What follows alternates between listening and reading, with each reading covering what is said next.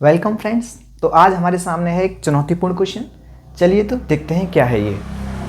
इस क्वेश्चन में दे रखा है कि 1 दर्जन आम का क्रय मूल्य 10 आमों के विक्रय मूल्य के बराबर है यदि 1 सेब का विक्रय मूल्य 1 आम के क्रय मूल्य के बराबर है। यदि 1 सेब को बेचने पर प्राप्त लाभ 1 आम को बेचने पर प्राप्त हुए लाभ % का आधा है। यदि 1 आम का विक्रय मूल्य x रुपये है तो 1 सेब का क्रय मूल्य क्या होगा। 1 सेब का क्या पूछा है हमसे, क्रय मूल्य पूछा है। चलो ठीक है, जो दे रखा है वहां से स्टार्ट करते हैं। इसमें क्वेश्चन में दिया यदि 1 आम का विक्रय मूल्य x रुपये है तो मैं क्या लिख सकता हूं, यहां पर 1 मैंगो का सेलिंग प्राइस कितना दे रखा है, उसने x रुपये दे रखा है। कोई दिक्कत? नो दिक्कत। चलो फिर अब आ जाओ, क्वेश्चन को पढ़ो शुरू से क्या कह रहा है। 1 दर्जन आम का क्रय मूल्य 10 आमों के विक्रय मूल्य के बराबर है। तो मैं ऐसे लिख सकता हूं 10 आमों का विक्रय मूल्य कितना होगा, 10 मैंगो का एसपी कितना होगा भाई, 10x होगा। सही है। और जो किसके बराबर है, 12 आम के क्रय मूल्य के बराबर है। तो मैं इसको ऐसे लिख सकता हूँ 12 जो मैंगो हैं उनका जो सीपी है वो कितना होगा, 10x होगा। बताओ यहाँ तक कोई दिक्कत? भाई 1 मैंगो का एसपी कितना, x रुपये दे रखा है, मैंने 10 मैंगो का एसपी निकाल लिया आराम से, 10x हो जाएगा, 10 गुना। ठीक है। फिर कह रहा है 12 मैंगो का सीपी जो है वो किसके बराबर था, 10 आमों के सेलिंग प्राइस यानी कि विक्रय मूल्य के बराबर। मैंने लिख दिया 10x। सही है। यहाँ से मैं क्या लिख सकता हूँ, यहाँ से मैं निकाल सकता हूँ 1 मैंगो का सीपी। 1 मैंगो का सीपी कितना आ जाएगा बताओ, 10/12x। ठीक है। चाहो तो सॉल्व कर लो, नहीं ऐसे छोड़ दो, इसको आगे देखेंगे। अच्छा यहाँ तक बात हो गई। अब आगे चढ़ो। आगे आगे क्या दे रखा है इसमें, 1 आम के विक्रय मूल्य के क्रय मूल्य के बराबर है यदि 1 सेब को बेचने पर प्राप्त लाभ। तो सेब को बेचना है, किसको बेचना है, सेब को। अभी सेब की तो कोई बात नहीं हुई है, तो यहाँ से देखो यदि 1 सेब का विक्रय मूल्य, 1 सेब का विक्रय मूल्य किसके बराबर है, 1 आम के क्रय मूल्य के बराबर। तो मैं ऐसे लिख सकता हूँ 1 एप्पल का जो सेलिंग प्राइस है, 1 एप्पल का क्या सेलिंग प्राइस किसके बराबर है, 1 आम के क्रय मूल्य के बराबर है। 1 आम का क्रय मूल्य कितना था, 1 मैंगो का क्रय मूल्य कितना था, 10/12। तो यही होगा। यहाँ तक कोई दिक्कत तो नहीं है। चलो ठीक है। फिर क्या कह रहा है क्वेश्चन में, यदि 1 सेब को बेचने पर प्राप्त लाभ %, 1 सेब को बेचना है आपको। ठीक है।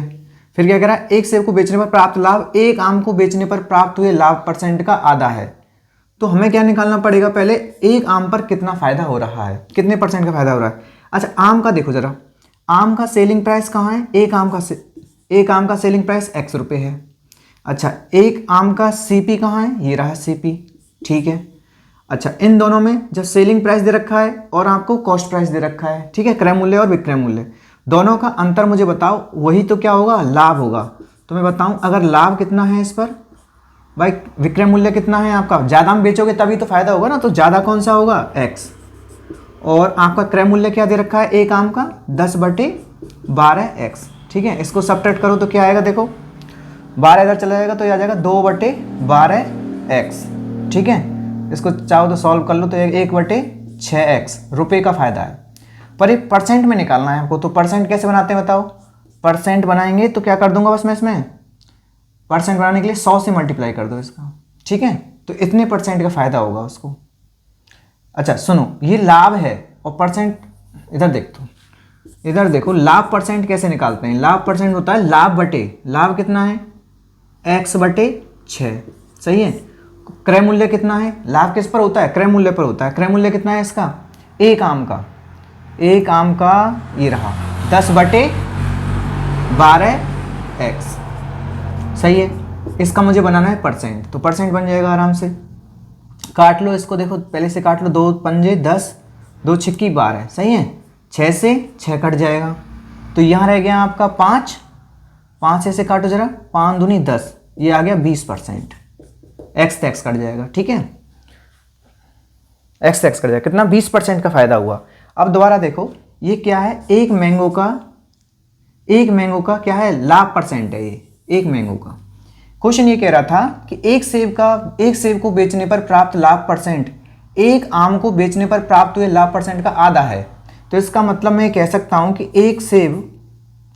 1 एप्पल पर जो प्रॉफिट होगा बताओ वो कितना होगा, 10% ही होगा ना, आधा है तो इस पर 20% हो रहा है तो इस पर कितना होगा, 10% होगा।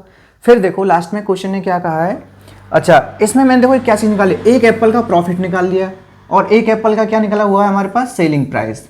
तो मुझे सीपी निकालना है, तो बताओ सीपी क्या होता है भाई। सीपी पे तो फायदा होता है, मान लो उसका सीपी, मान लो सीपी पर कितना फायदा हो रहा है, उसको 10% का फायदा हो रहा है। इसका मतलब मैं सीपी की चीज़ को कितने परसेंट में बेच रहा हूँ, 110% में बेच रहा हूँ, तभी तो फायदा हो। 110% किसके बराबर है, उसके सेलिंग प्राइस के बराबर। सेलिंग प्राइस क्या है, सेलिंग प्राइस है आपका 10/12x।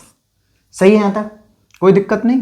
अच्छा अब देखो इसको कैसे कट करेंगे, 0 से 0 कट गया, ठीक है। 4 तिया 12 और इसको काटो, 4 दूनी 8, 4 पंजे 20, ठीक है।